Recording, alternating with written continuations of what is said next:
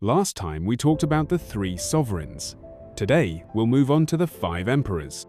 Let's start by looking at how Lu Ximian, in A General History of China, defines the 5 emperors. He follows the version recorded in Records of the Grand Historian, Shiji by Sima Qian, which lists the 5 emperors as the Yellow Emperor, Zhuangsu, Emperor Ku, Emperor Yao, and Emperor Shun. This order is also the most commonly accepted. Records of the Grand Historian, as many of you know, was written by Sima Qian and is considered a masterpiece of Chinese historiography. It's often praised as the unmatched work of a historian and the Li Sao without rhyme. One of its volumes, Annals of the 5 Emperors, is dedicated to telling the stories of these 5 legendary rulers. There are actually multiple versions of the 5 emperors in Chinese tradition. Some include Xiao Hao or the Flame Emperor, but the version from Shiji is the most widely recognized, so we'll stick with that. According to Shiji, apart from the Yellow Emperor, the remaining 4 Zhuangsu, Ku, Yao, and Shun were all descendants of the Yellow Emperor. In other words, they belong to the same overarching lineage passed down from the tribal era. It's important to remember, though, that even though these figures are mentioned in historical texts, they still belong to what we call the legendary era. In archaeological terms, we don't yet have solid material evidence that directly proves their existence. However, by combining historical records with archaeology, we can estimate the rough time periods they might have lived in. The general scholarly consensus is that the 5 emperors lived during the mid to late Neolithic period. By the time of Yao and Shun, we're already connecting to the figure of Yu the Great, founder of the Xia dynasty. According to the Xia Shangzhou Chronology Project, the Xia dynasty began around 2070 BCE. So it's likely that the era of the 5 emperors represents the very end of the primitive tribal society, tribal alliances, starting to evolve into early forms of statehood. In this sense, the 5 emperors can be viewed as the first kings in Chinese proto-history. It marks the moment when Chinese civilization began transitioning from tribal confederations into an organized nation-state. Among the 5 emperors, the Yellow Emperor, Yao, and Shun will each be covered in detail in later episodes. Today, let's focus on Zhuangsu and Emperor Ku. Starting with Zhuangsu, historical records say he was the grandson of the Yellow Emperor, the son of Changyi. His name Zhuanshu is a bit tricky, especially the character ch, which is read as k, and composed of the radical for king on the left and head on the right. It's said that during Zhuangsu's reign, he established a number of moral and ritual systems, making him one of the earliest institutional rulers in Chinese legend. His capital was located in Dichu, which corresponds to present-day Puyang in Henan province. Some historical texts place Puyang in Hebei, but that's because administrative boundaries changed over time. Since 1952, Puyang has been officially part of Henan, so we'll go with that. Now on to Emperor Ku. He was the great-grandson of the Yellow Emperor, which means he was Zhuangsu's nephew, not his son, but a younger member of the family. His capital was in Shangqiu, also in today's Henan province. There's even a town called Gaoxin there now, named after his legendary title, Gaoxin Shi. Emperor Ku is credited with promoting agriculture, valuing education, and encouraging the development of marriage and family systems. Because of his contributions, later generations regarded him as a wise and virtuous ruler. Lu Ximian also references 2 texts here, Yiwei Tongguoyan and Chunqiu Mingli Shu. These are examples of what we call Qianwei literature. So what is Qianwei? In simple terms, this genre emerged during the Han Dynasty. Scholars at the time wanted to lend legitimacy to their interpretations of Confucian classics, so they created texts full of mystical stories and prophecies to support their views. The Qian in Qianwei refers to prophetic sayings like omens or coded messages. That's where the modern phrase, "a prophecy comes true," comes from. Wei refers to the counterpart of Jing, canon, as in the contrast between classics, Jing, and supplemental texts, Wei. For example, the Spring and Autumn Annals is a classic, so they wrote a Spring and Autumn Wei to expand upon it, adding interpretation, speculation, even fantasy. Lu Ximian cautions us. We should take these Qianwei texts with a grain of salt. Much of their content was clearly invented by later writers, and should not be taken as historical fact. After talking about the 5 emperors, the book circles back briefly to mention the 3 sovereigns, specifically Shuairen, Fuxi, and Shennong. Shuairen is the legendary figure said to have invented fire-making. It's written that he came from a place called Yanggu. The character Yang is made of the sun radical, and part of the word field, it means the place where the sun rises, or simply, the east. Some scholars believe Yanggu was located in today's Shandong. Others say Liaoning, and still others think it was in Chunhua County, Shaanxi. The Tang poet Gao Shi even referenced it in his poem, Still Longing to Leave for Yanggu, Unafraid of the Steep Lushan Heights. Clearly, it was a well-known place at the time. Fuxi, often called the cultural ancestor of the Chinese people, is said to have taught people how to fish with nets, form marriages, and most importantly, create the 8 trigrams, Bagua. His capital was in Chen, which corresponds roughly to modern-day Juku, Henan. Shennong, also known as the Flame Emperor, was said to be the first to cultivate grain and taste hundreds of herbs. His capital was originally also in Chen, but later moved to a place called Lu. There's some academic debate over the exact location of Lu. Some say it was in modern-day Hunan. Others believe it was in Hubei. The book also says the Yellow Emperor lived at the foot of Mount Juelu. The word "er" here is pronounced "air" and refers to a low-lying area or basin near a mountain. So Zhuolu was likely located at the base of some hills or mountains. Where is Zhuolu?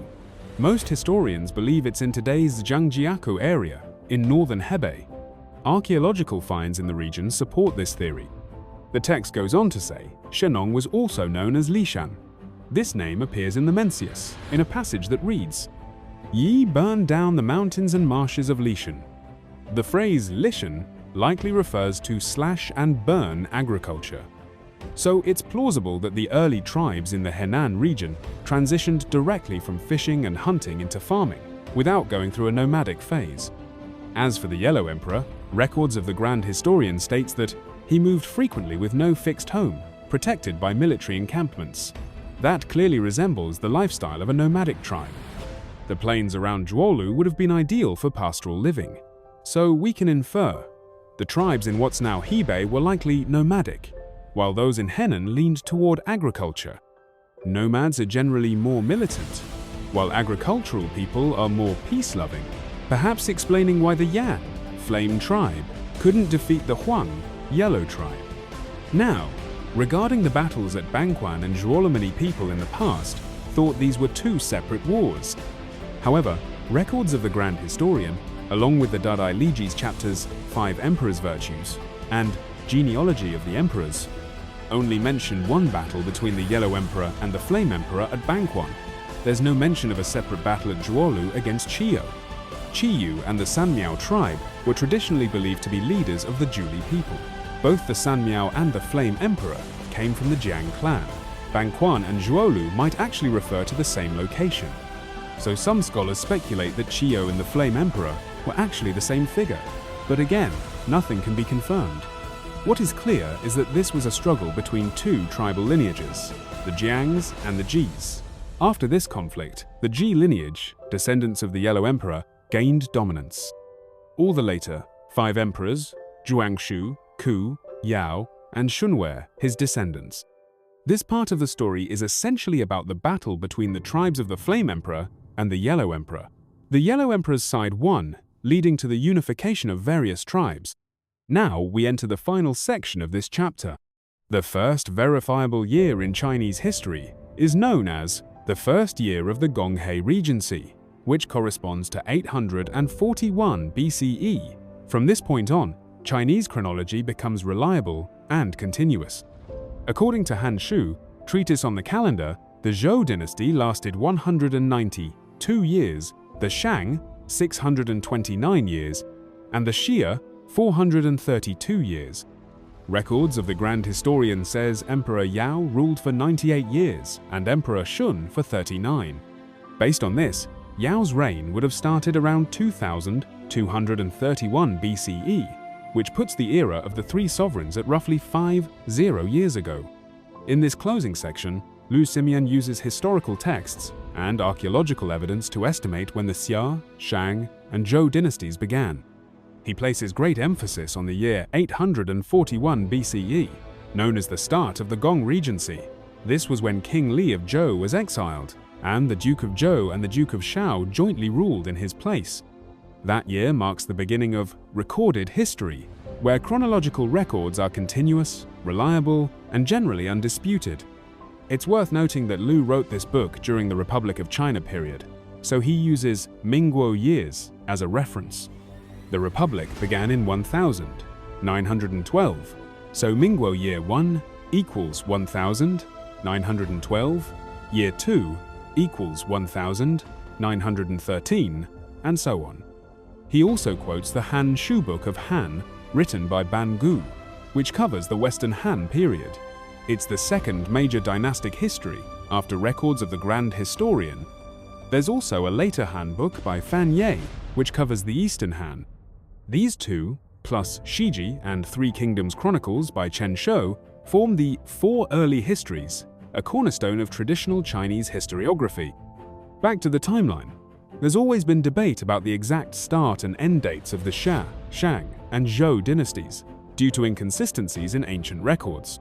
To resolve this, in 1996, China launched a massive research initiative called the Xia Shang Zhou Chronology Project. It was a national-level undertaking involving historians, archaeologists, astronomers, physicists, and chemists all working together to establish a scientific chronology. They used radiocarbon dating, astronomical simulations, stratigraphy, and analysis of excavated artifacts to determine key dates.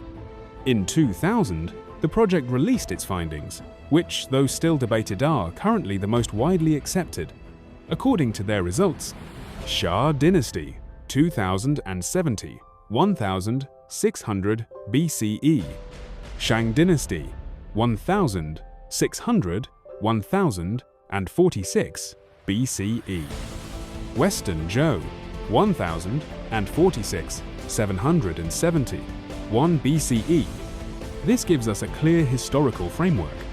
Some might ask, compared to other ancient civilizations, is Chinese civilization one of the earliest? Archaeologically, Mesopotamia, ancient Egypt, and the Indus Valley started slightly earlier. But here's the key difference: those civilizations collapsed. Their peoples, languages, and cultures were replaced. Chinese civilization, on the other hand, has continued unbroken. From the legendary age of the Yellow Emperor through Xia, Shang, Zhou to Qin, Han, Tang, Song, all the way to Todia language, culture, and bloodlines have endured. That's extraordinary. Scholar Wang Guowei proposed a famous method in historical research called the dual evidence method. It means, to truly verify history, you need both documentary evidence and material evidence. If a written record matches an archaeological find, that's considered strong confirmation. Chinese civilization is uniquely positioned in this regard. We have rich textual traditions and abundant physical artifacts. Few other ancient cultures can claim this. So we really should have confidence in our heritage. Perhaps future archaeological discoveries will confirm that many of our ancient legends are more real than we ever imagined. That's it for today. Thanks so much for listening. We'll continue next time.